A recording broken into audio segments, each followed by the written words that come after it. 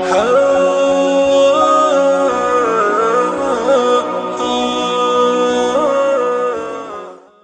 المرصد الكويتي لحقوق الإنسان ضيف الله العتيبي فليتفضل مشكورا مأجورا.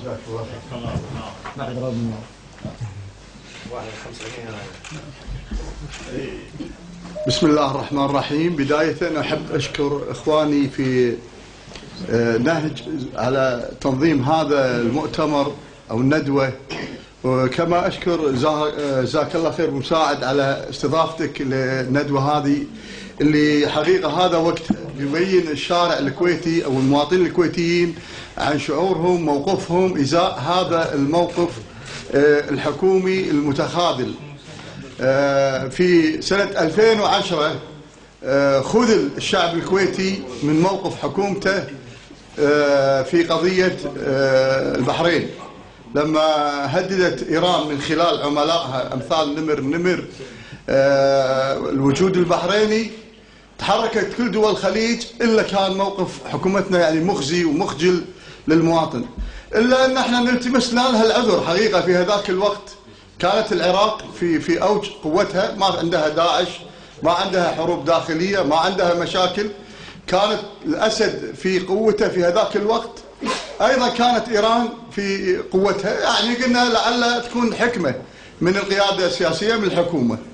لكن اليوم العراق ما هو دولة، العراق شرذمة يعني متناثر الأطراف، ما بين حربة مع داعش، حربة بين شيعة وسنة، حربة بين شيعة وشيعة، مظاهرات، مشاكل. سوريا أيضا النظام الحاكم لا يملك أكثر من 18%، هذه أذرع إيران. حزب الله وراء سوريا مهدد الآن من الشعب السوري كله جميع أطيافه. إيران نفسها مهلهلة، دولة من 80 مليون ما فيها إلا 25 مليون فارسي، البقية أقليات ما بين عرب وأذر وأكراد وبلوش وأقليات كثيرة. اليوم إيران في أضعف وقت لها، وأيضا اليوم السعودية بحاجة إلى موقف تضامني، على الأقل ما نقول رد الجميل، لكن لمصلحة دولة الكويت اللي إيران هددت وجودها عدة مرات من الثمانينات، تفجر، تخرب، تتآمر، تتجسس، تبعث جواسيسة. المحكمة بالكويت أدانت خلية التجسس. شنو كان رد فعل الكويت؟ سحبت سفارتها؟ سحبت سفيرها؟ لا، سكتوا.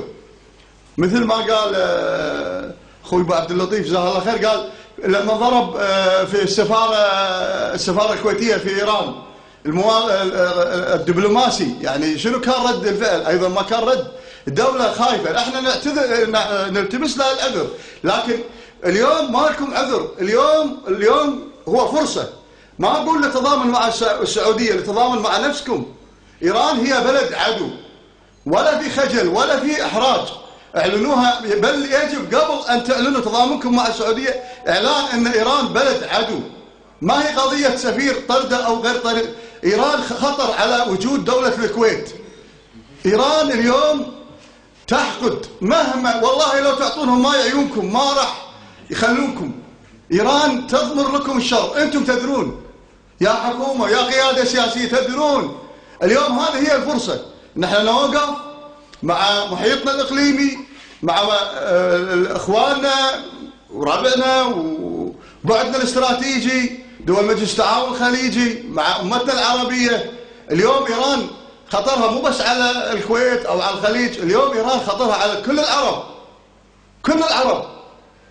يعني لو تركت إيران ما تحركت السعودية بهالموقف هذا، لكانت إيران عندها خطط أن تبتلع جميع الدول العربية.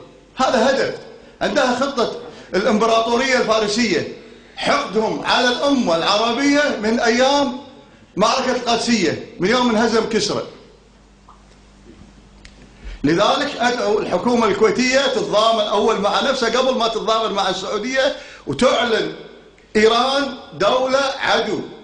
إيران دولة عدو بدون إحراج، وأي واحد يوالي لإيران هو يتعامل مع دولة عدو.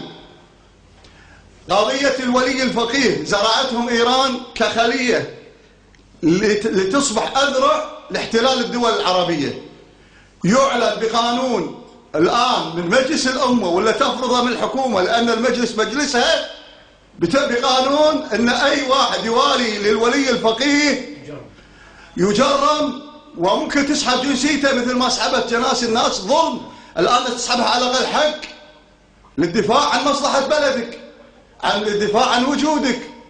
إيران تهددك بشكل علني مثل ما قال ولايتي إذا سقطت سوريا ستسقط الكويت، وهذا شخص مسؤول. واحنا شفنا أفعال إيران، تجسس، خلايا، سلاح، وبنيد القار الحكومة تدري وخايفة تسوي جولات تفتيشية عليها، كلها أسلحة وكلها عملاء لها، وكلهم إيرانيين جايين عن طريق لجات بدون حتى إقامات، ولا هي قادرة تفتش عليهم. اليوم فرصتكم، وجزاكم الله خير على الندوة. السلام.